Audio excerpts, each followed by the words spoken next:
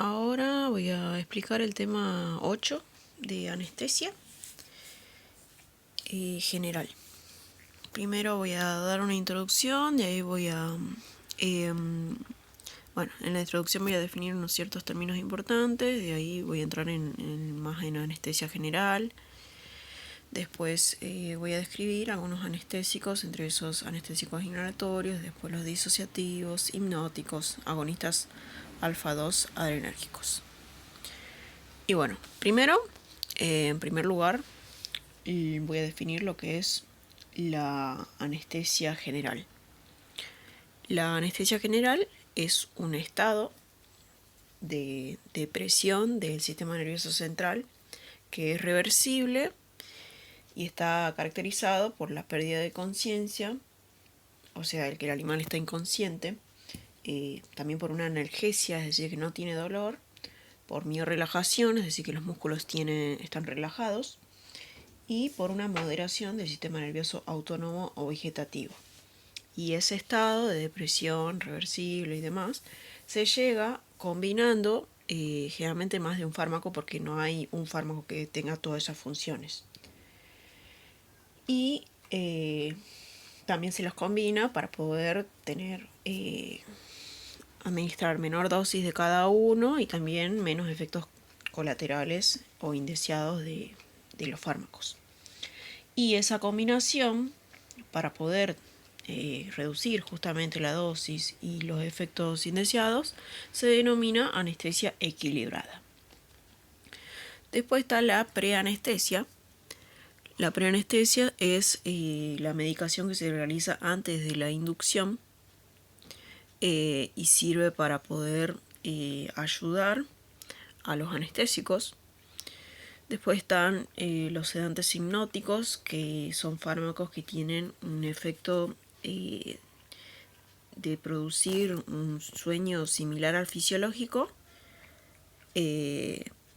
sin analgesia. Y después hay otro término que son los tranquilizantes, los cuales tienen como que bajan la ansiedad, pero no necesariamente generan sueño como los sedantes hipnóticos. Entre los tranquilizantes que hay son dos grupos, los neurolépticos y las benzodiazepinas. Los neurolépticos son los tranquilizantes mayores. Y después tenemos la analgesia, la cual es la disminución o eliminación de la percepción del dolor. Después está la neuroleptoanalgesia, que es la combinación de un tranquilizante mayor con un analgésico. Después está la miorrelajación, la cual es la relajación de los músculos y se la logra a través de medicamentos, por ejemplo, antiespásticos o bloqueantes neuromusculares. Y después tenemos la anestesia quirúrgica, la cual es un tipo de anestesia donde se cumplen los requisitos o las características de la anestesia general, que era eso de la miorrelajación, la pérdida de conciencia, analgesia y la moderación del sistema nervioso autónomo. Y después tenemos la analgesia adecuada o terapia multimodal, la cual es básicamente realizar o usar una combinación de analgésicos antes de la cirugía, durante y después de la cirugía para evitar el dolor del animal, lo cual es muy importante. Y después tenemos los anticonvulsionantes, los cuales algunos previenen o tratan las convulsiones. Y después está el anestésico local, el cual es un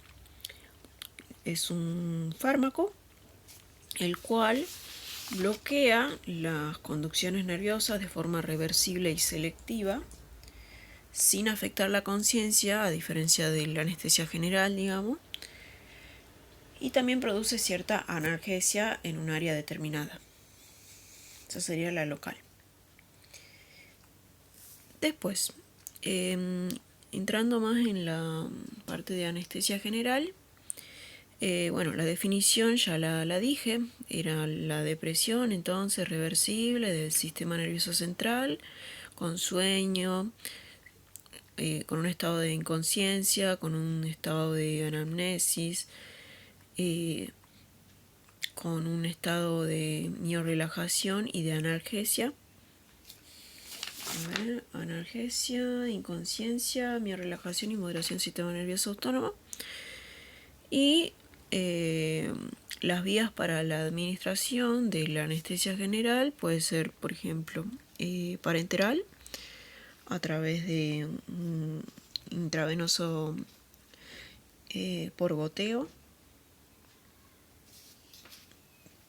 no por goteo, sino por bolo, o por infusión intravenosa continua. También puede ser a través de por vía inhalatoria, la cual puede ser sola si tengo los equipos adecuados, o puede combinarse también con una vía intravenosa. Y las fases de los factores que influyen en la anestesia, en la elección de los medicamentos, hay varios. Entre ellos tenemos la especie, ya que por ejemplo la silacina en los bovinos sí se usa como anestésico, pero en los perros no, aunque sí tenga efectos de miorrelajación, analgesia y sedación en los mismos, en ellos no pierde la conciencia. Después tenemos también la raza, ya que por ejemplo los perros que son braquicefálicos no se recomienda la acepromacina porque dificulta más la respiración. Después también tenemos el tipo de cirugía, no es lo mismo la profundidad anestésica que voy a necesitar y el tipo de fármaco que voy a necesitar si yo voy a extraer solamente un tumor en la superficie externa, que en caso que haga una cirugía abdominal. Y también el estado del paciente, si está el estado clínico del mismo. No es lo mismo un animal que esté totalmente sano a un animal que tenga una insuficiencia renal o hepática o una metabolización determinada. Y bueno, esos son como los factores claves para poder elegir el tipo de fármaco que nos conviene y demás, o la cierta combinación. Después están las fases de la anestesia, las cuales son 5. Tenemos la premedicación o preanestesia, después sigue la inducción, el mantenimiento, la recuperación y la postanestesia. La premedicación o preanestesia, el objetivo de esta etapa es poder manejarlo, o sea, facilitar el manejo, y en él se usan en esta etapa generalmente se usan miorrelajantes que relajen justamente los músculos. También se usan analgésicos para evitar la hiperalgesia, y también se usan tranquilizantes o sedantes para poder facilitar el manejo, por ejemplo realizar la cateterización, y también para poder bajar la ansiedad del animal y que sufra menos las etapas posteriores. También a veces se usan antieméticos, histamínicos, entre otros. ¿Qué más? Por ejemplo, también se usan algunos fármacos como ejemplos que se pueden nombrar, que se usan en esta etapa. Son la atropina, que esta evita el bloqueo auriculoventricular que sucede con el uso de silacina, y también lo que hace es disminuir las secreciones que suceden con algunos fármacos. Y después está la acepromacina también, que es un sedante, creo. Y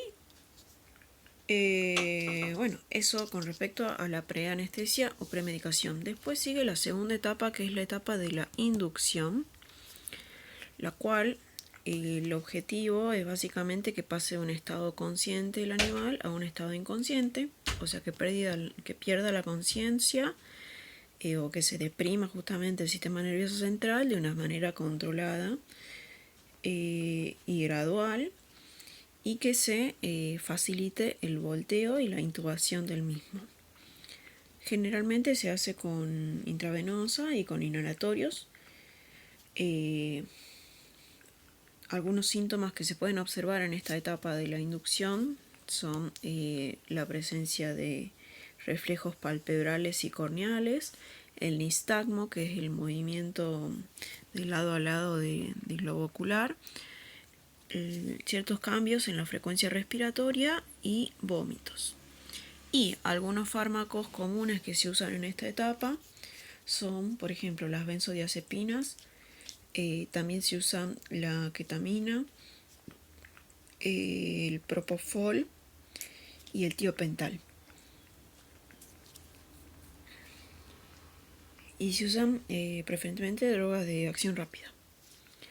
Después tenemos el mantenimiento, el cual es la etapa donde el objetivo principal es aumentar la duración del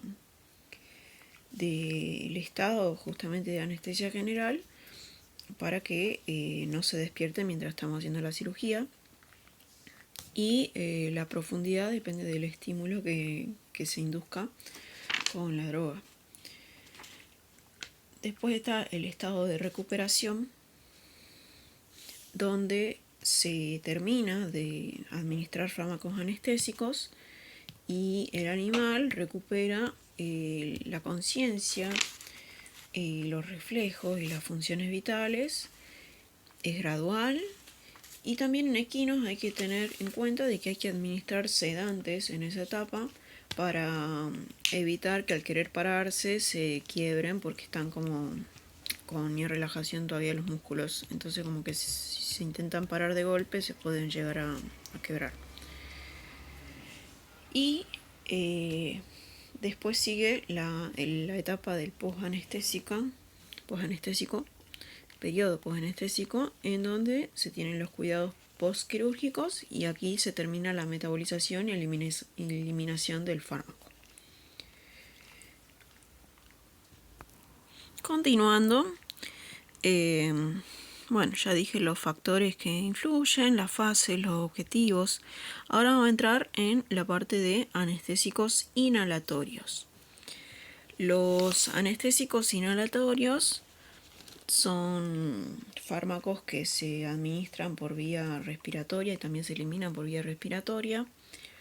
Tienen la ventaja de permitir regular el nivel de profundidad de la anestesia.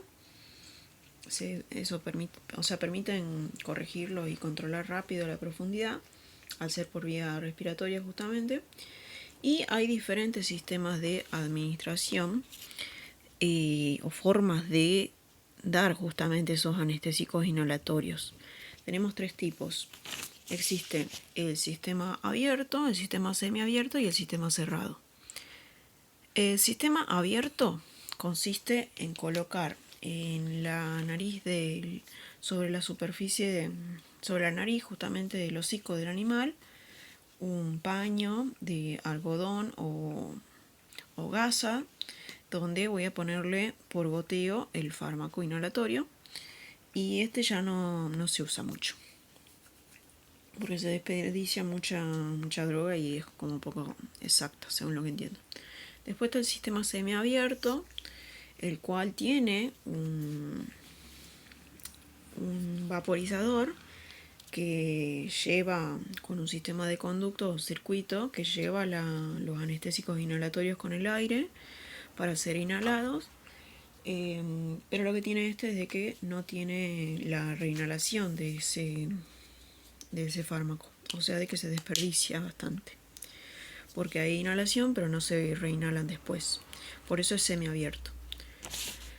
Y después está el sistema cerrado, que es el más usado, el cual tiene un sistema de conductos y demás, donde lo que sucede es la inhalación del anestésico con el aire, y después el animal realiza una exhalación del anestésico con CO2, el cual va a ir a través de unos tubos a una zona del sistema del sistema cerrado, donde va a haber cal sodada, el cual va a dejar el CO2 ahí en la cal sodada. Entonces se va a retener y como que se limpia el oxígeno, se limpia el aire para poder volver a ser reinhalado. Y bueno, como se reinhala de nuevo ese anestésico, tiene menos desperdicio, es más económico y es más eficaz. Entonces esos son los sistemas de administración de anestésicos inhalatorios. Después tenemos otra cosa que sería, a ver, después, con respecto a la farmacocinética de los anestésicos inhalatorios, estos se administran, como había dicho, por vía respiratoria. Se difunden muy bien a través de los alvéolos. Estos están compuestos por gases o por líquidos volátiles. Y, o sea, estos difunden fácilmente por la membrana alveolar a la sangre, siguiendo la ley de los gases. Y la presión parcial, que es como un indicador, por ejemplo, de la concentración, que como un sinónimo de la concentración de las sustancias en la sangre, pero de gases o líquidos volátiles. Y esa presión parcial de esta sustancia se relaciona con la solubilidad en la sangre, y a la vez un indicador de la solubilidad de la sangre que tienen los fármacos es el coeficiente de Oswald. ¿Y cómo sería toda esta relación? Tenemos el coeficiente de Oswald, que dijimos que era un parámetro que determina el grado de solubilidad que tiene el fármaco en la sangre. Es decir, qué tan rápido disuelve en la sangre. Y entonces, cuando tenemos un coeficiente de Oswald que es mayor o más grande, la solubilidad de ese fármaco en la sangre va a ser mayor también, porque este determina este. Y en consecuencia de esa mayor solubilidad, la velocidad de inducción y de eliminación de ese fármaco va a ser más rápida. ¿Por qué? Porque va a llegar al sistema nervioso central con una presión parcial más rápido. Y hay que recordar de que la presión parcial que se obtenga en el cerebro está muy relacionada con la profundidad de la anestesia. Entonces, cuanto mayor sea el coeficiente, mayor solubilidad va a tener y menor va a ser la velocidad de inducción y de eliminación, porque la presión parcial en este caso va a ser, se va a llegar a una alta presión parcial de forma más lenta. A diferencia de lo que sucede cuando el coeficiente es menor, en ese caso la solubilidad es menor y la velocidad de inducción y de eliminación es más rápida, porque llega a tener una presión parcial más alta de forma más rápida en el sistema nervioso central. Eso con respecto al coeficiente de Oswald, que es un término importante. Después tenemos el CAM, el cual es la menor concentración alveolar, o sea, claro, CAM significa concentración alveolar mínima. Y esto es la menor concentración de anestésico inhalatorio que se necesita para poder lograr que el 50% de los animales no respondan al dolor. Y este indica la potencia relativa de la droga. Algo que me olvidé decir es de que el principio de la anestesia inhalatoria indica que la profundidad de la anestesia se relaciona con la presión parcial que se obtenga en el cerebro. Es como que depende de eso. Y bueno, ya expliqué más o menos la farmacocinética, cómo es que están compuestos, cómo se absorben, cómo llegan a la sangre, qué determina el nivel de inducción, la velocidad de inducción. Acá tengo en esta tabla algunos ejemplos de los fármacos. El isoflurano, por ejemplo, se lo usa mucho porque tiene un coeficiente de Oswald que es bajo. Entonces, la solubilidad en sangre es baja y se llega rápidamente a una presión parcial adecuada al sistema nervioso central, por lo tanto la inducción es rápida. Y un opuesto sería el metoxiflurano, que el coeficiente es alto, la solubilidad es alta, por lo tanto la velocidad de inducción es lenta. Y bueno, ya dije más o menos cómo era el sistema de administración de los anestésicos, la farmacocinética, dos términos que son importantes, que es el de coeficiente de Oswald y el de CAM. Y bueno, con respecto a cómo es que se clasifican estos anestésicos inhalatorios, se clasifican en dos grupos principales, que son los líquidos volátiles y los gases anestésicos. Entre los líquidos volátiles tenemos los éteres, que se dividen en éteres simples, que es por ejemplo el éter etílico, y el éter fluorado, que en eso está el isoflorano y el metoxifluorano. Y después están los hidrocarburos halogenados, el cual por ejemplo es el halotano. Después tenemos los gases anestésicos, que es el óxido nitroso.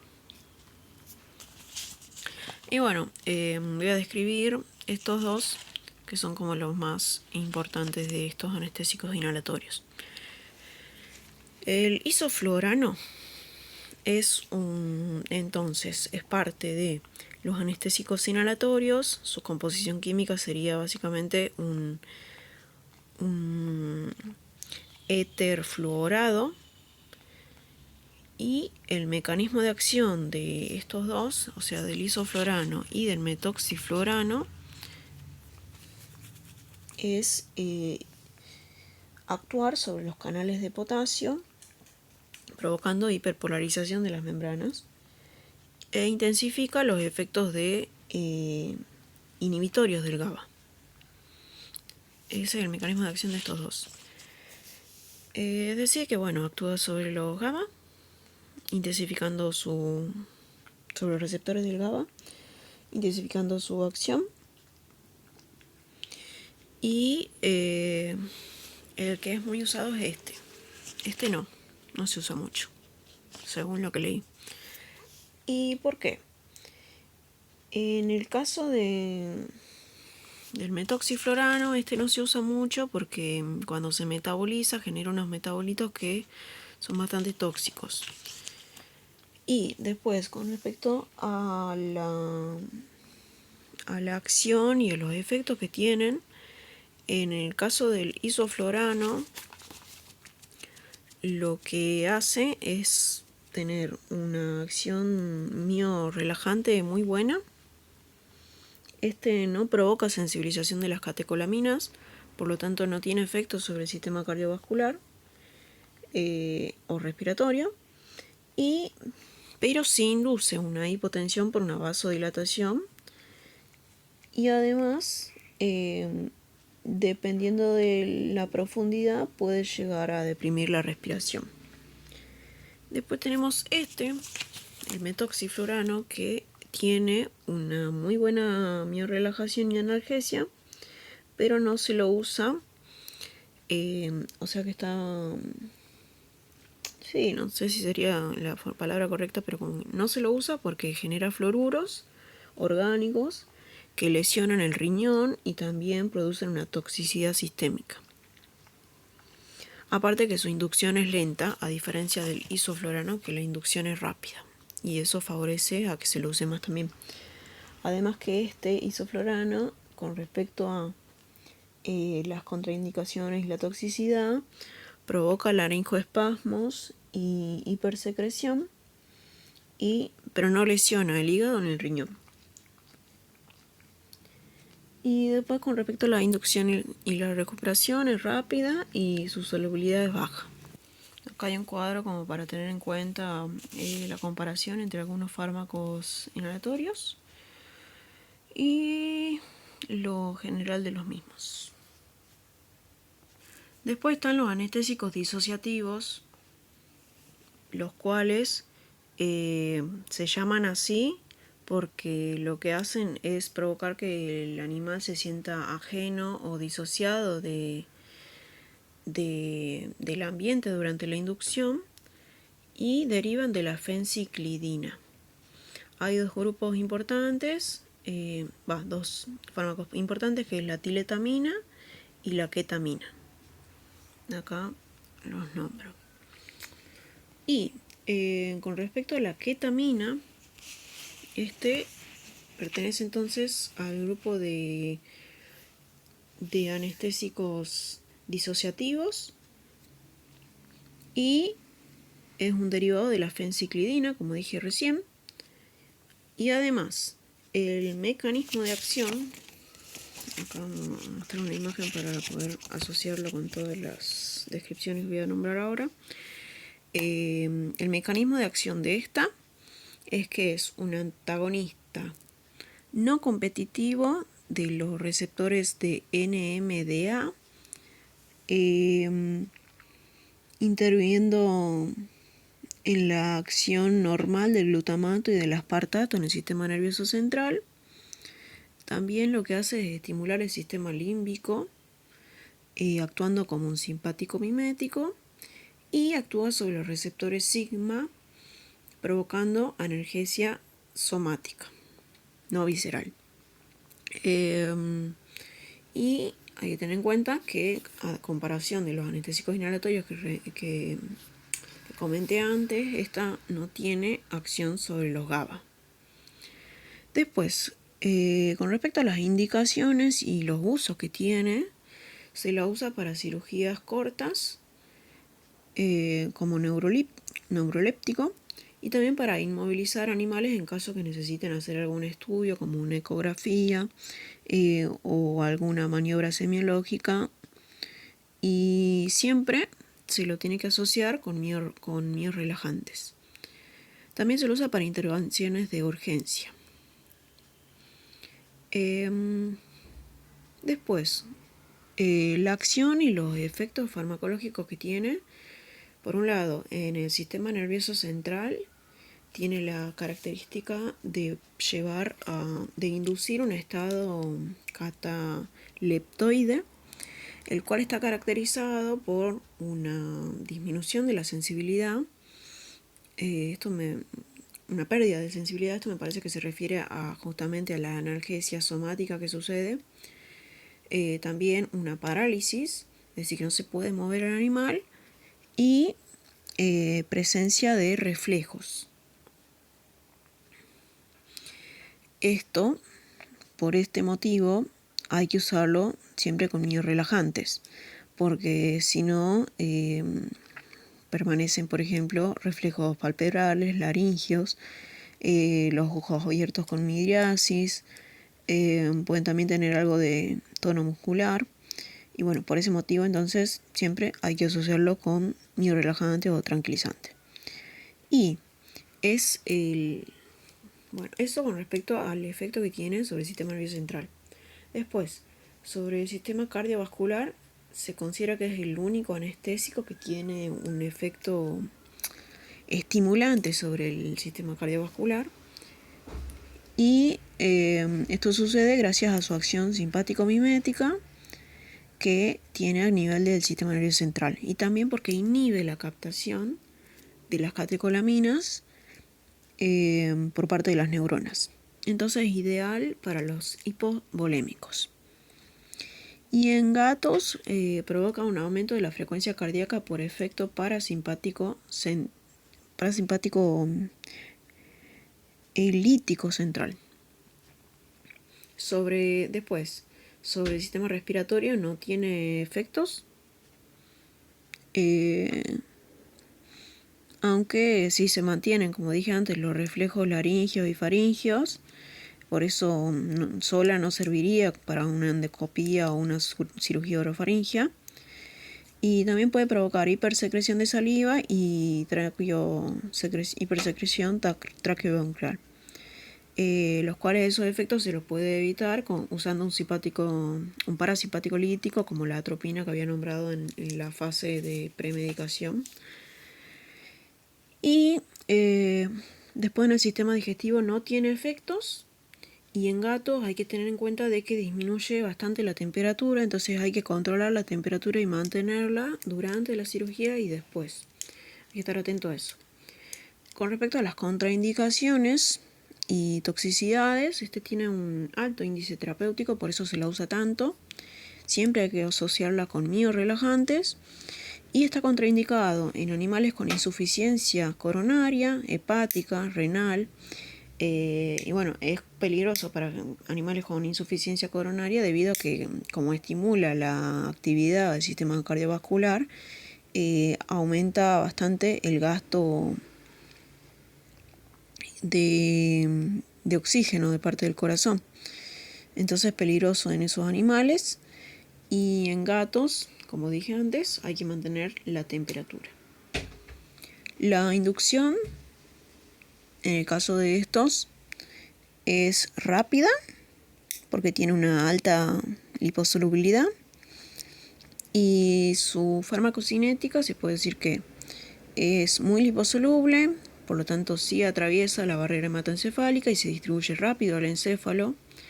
Es metabolizado en el hígado, aunque en gatos, como tienen una baja glucuroconjugación, lo metabolizan más lento, entonces dependen más de eliminarlo por... sí, metabolizan más lento, es lo único que leí. Y de ahí, la eliminación es más lenta también en gatos, y la absorción puede ser por vía intramuscular o intravenosa. Y bueno, eso sería todo con respecto a los anestésicos disociativos. Ya nombré el mecanismo, el efecto en sistema cardiovascular, su uso,